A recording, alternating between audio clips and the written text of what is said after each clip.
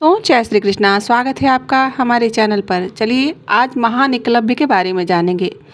क्यों इतने बड़े धनुर्धर होने के पश्चात उन्होंने द्रोणाचार्य को अपना अंगूठा दान कर दिया था, और क्यों उनका नाम अधर्मी लोगों के साथ लिया गया, क्यों भगवान श्री कृष्ण के हाथों उनकी मृत्यु हुई। चलिए इन्हीं सब विषयों के बारे में जानते हैं।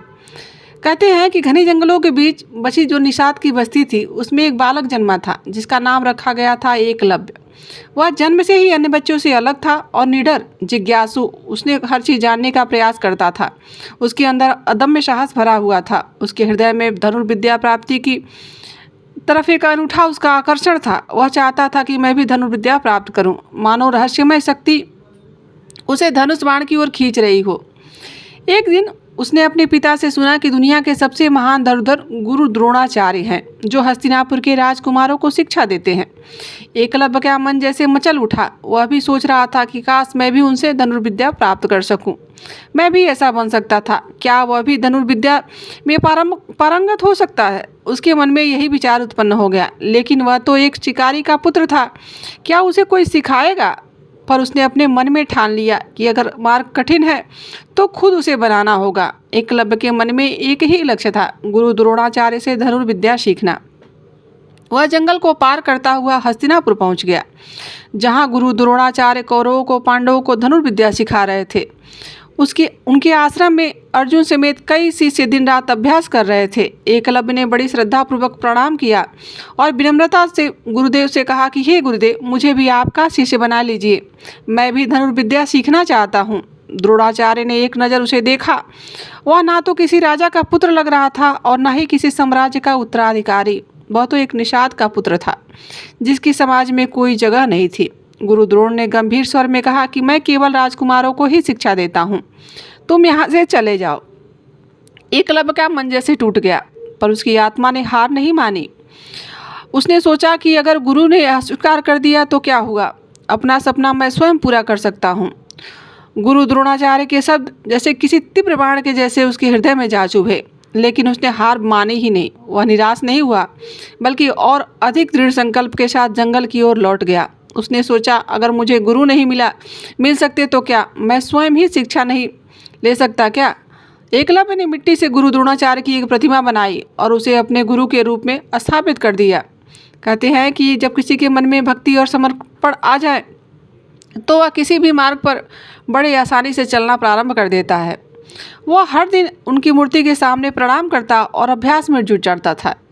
दिन, सप्ताह, महीने और साल बीत गए। एकलव्य ने कठिन परिश्रम किया। बिना किसी सिखाने वाले के, बिना किसी विशेष सुविधा के उसने अपना आत्मविश्वास अडिग रखा और उसने अपने भीतर से एक आंतरिक गुरु खोज लिया। धीरे धीरे उसका निशाना इतना सटीक हो गया कि वह हवा में उड़ते पत्ते को भी भेद देता था। उसकी साधना ने उसे एक असाधारण धनुर्धर बना दिया, एक ऐसा योद्धा जिसे स्वयं विधि ने गढ़ा था। हस्तिनापुर के राजकुमारों की धनुर्विद्या शिक्षा जारी थी। अर्जुन, जो स्वयं को गुरु द्रोणाचार्य के सर्वश्रेष्ठ शिष्य मानते थे, हमेशा यही सोचते थे कि क्या उनसे भी कोई श्रेष्ठ धनुर्धर हो सकता है। गुरु द्रोण ने उन्हें आश्वासन दिया था कि अर्जुन ही संसार के सबसे महान धनुर्धर बनेंगे। एक दिन जब अर्जुन अपने भाइयों के साथ जंगल में शिकार कर रहे थे, उन्होंने देखा कि एक कुत्ता बिना बोले हिल रहा था। उसके मुंह में इतने तीर लगे थे कि वह बोल ही नहीं पा रहा था, परंतु आश्चर्य की बात यह थी कि उसे कोई चोट नहीं पहुंची थी। अर्जुन को यह देख के बड़ा आश्चर्य हुआ। उन्होंने सोचा कि असंभव, ऐसा कौन कर सकता है, ऐसा कौन धनुर्धर हो सकता है जो इतनी अद्भुत तीरंदाजी कर सकता है। जब उन्होंने खोज की कि तो फिर उन्होंने जंगल में एक किशोर लड़के को धनुर्अभ्यास करते हुए देखा, और फिर वह कोई और नहीं था बल्कि वह एकलव्य थे। उनकी दृष्टि, फुर्तीली शरीर और अचूक निशानेबाजी को देखकर अर्जुन चकित रह गए। अर्जुन को एक पल के लिए लगा कि शायद वह संसार का सर्वश्रेष्ठ धनुर्धर नहीं रहे। अर्जुन के मन में असुरक्षा की भावना जागृत हो उठी। उन्होंने तुरंत आश्रम लौटकर गुरु द्रोण से प्रश्न किया कि गुरुदेव, आपने तो कहा था कि मैं संसार का सबसे सर्वश्रेष्ठ धनुर्धर बनूंगा, लेकिन एक निषाद का पुत्र एकलव्य तो मुझसे भी अधिक निपुण प्रतीत होता है। गुरु द्रोणाचार्य भी चौंक गए। अर्जुन को वचन दे चुके थे, वह सबसे महान धनुर्धर बनेगा। परंतु अब जंगल में एकलव्य ने स्वयं को अभ्यास के बल पर इतना श्रेष्ठ बना लिया था कि अर्जुन की श्रेष्ठता उसके आगे फीकी दिख रही थी। अर्जुन की श्रेष्ठता पर प्रश्न चिन्ह उठ गया था। गुरु द्रोणाचार्य ने अर्जुन को साथ लेकर वन में की तरफ प्रस्थान किया और वहां एकलव्य को अपनी मिट्टी की प्रतिमा के समक्ष अभ्यास करते देखा। जब उन्होंने उससे पूछा कि उसका गुरु कौन है, तो एकलव्य ने श्रद्धा के साथ कहा कि गुरुदेव, मैं आपको ही अपना गुरु मानता हूँ। मैंने आपकी प्रतिमा बनाकर अभ्यास किया है और धनुर्विद्या सीखी है। यह सुनकर द्रोणाचार्य गंभीर हो गए। अगर एकलव्य यूं ही अभ्यास करता रहा तो अर्जुन की श्रेष्ठता खतरे में पड़ सकती है। उन्होंने एकलव्य से गुरु दक्षिणा मांगने का निर्णय किया, कुछ ऐसा जिससे कि उसकी धनुर्विद्या सदा के लिए समाप्त हो जाए। एकलव्य, यदि तुम मुझे अपना गुरु मानते हो तो तुम मुझे गुरु दक्षिणा में अपना दाया अंगूठा समर्पित करो। गुरु द्रोणाचार्य की बात सुनकर एक पल के लिए जंगल की हवा जैसे थम गई हो। अर्जुन को भीतर ही भीतर इस निर्णय से प्रसन्नता तो थी, एकलव्य की प्रतिक्रिया देखने के लिए वह उत्सुक था। एकलव्य के सामने सबसे कठिन परीक्षा थी। जिस अंगूठे से उसे महान धनुर्धर बनाया था, वह उसी अंगूठे को कैसे त्याग सकता था। परंतु एकलव्य की आंखों में ना तो कोई भय था और ना ही कोई ऐसा था कि उसे नहीं देना है। उसने मुस्कुराते हुए गुरु द्रोणाचार्य की ओर देखा और श्रद्धा से कहा, गुरुदेव, आप मेरे लिए देवतुल्य हैं। यदि मेरे अंगूठे का बलिदान आपको स्वीकार हो तो यह मेरा सौभाग्य होगा। बिना संकोच किए एकलव्य ने अपना दाया अंगूठा काटकर गुरु द्रोणाचार्य के चरणों में अर्पित कर दिया। रक्त की धार बह निकली। वह उसकी आंखों में पीड़ा के बजाय जैसे संतोष झलक रहा था। उसने ना गुरु से कोई प्रश्न किया, ना कोई शिकायत, बस अपनी निष्ठा का परिचय दे दिया। वह केवल एक अंगूठा नहीं था, बल्कि उसकी महानता और आत्मसमर्पण की एक ऐसी अमर गाथा थी जो उसे अमर बना गई, जिसे युगों युगों तक याद किया जाएगा। एकलव्य ने अपना दाया अंगूठा गुरु द्रोणाचार्य को अर्पित कर दिया, लेकिन क्या इसका यह अर्थ था कि वह हार गया? नहीं। सच्चा योद्धा वह होता है जो विपत्ति और परिस्थितियों में भी खड़ा रहता है। अंगूठा के बिना तीर चलाना लगभग असंभव था, पर एकलव्य ने हार मानने से इनकार कर दिया। उसने अभ्यास जारी रखा और बिना अंगूठे के ही धनुर्विद्या सीखना प्रारंभ कर दिया। अपनी अन्य अंगुलियों की ताकत को बढ़ाने लगा और धीरे धीरे उसने इस कमी को भी पूर्ण कर लिया।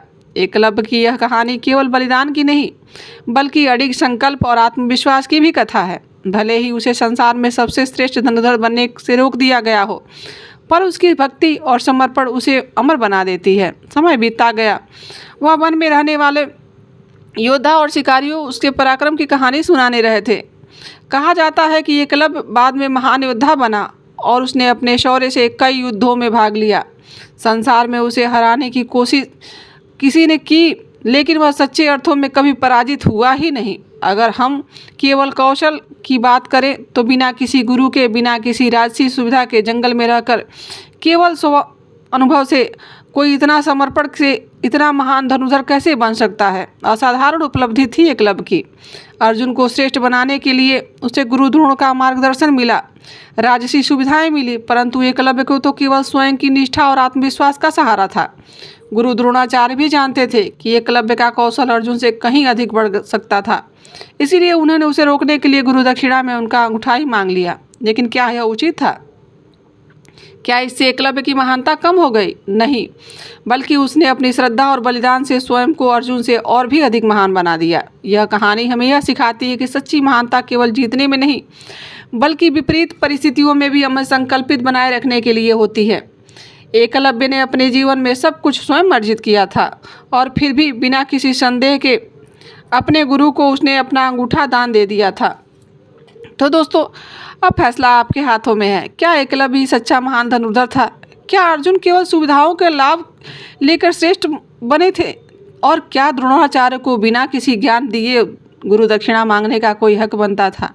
इस तरह से अगर किसी की मूर्ति बनाकर कोई अभ्यास करता है तो उससे दक्षिणा तो नहीं बनती है। तो क्या द्रोणाचार्य अच्छे थे? क्या उन्होंने उचित किया था सिर्फ अर्जुन को महान धनुर्धर बनाने का अपना वचन पूर्ण करने के लिए? दोस्तों, यह महाभारत से जुड़ी हुई एक रहस्यमयी कथा है। जो आपको अच्छी लगी हो तो आप कमेंट करके राधे राधे जरूर लिख सकते हैं और आप हमारे चैनल से भी जुड़ सकते हैं। मिलते हैं किसी ऐसी जानकारी कथा कहानी के साथ। अभी के लिए बस इतना ही। राधे राधे, जय श्री कृष्णा।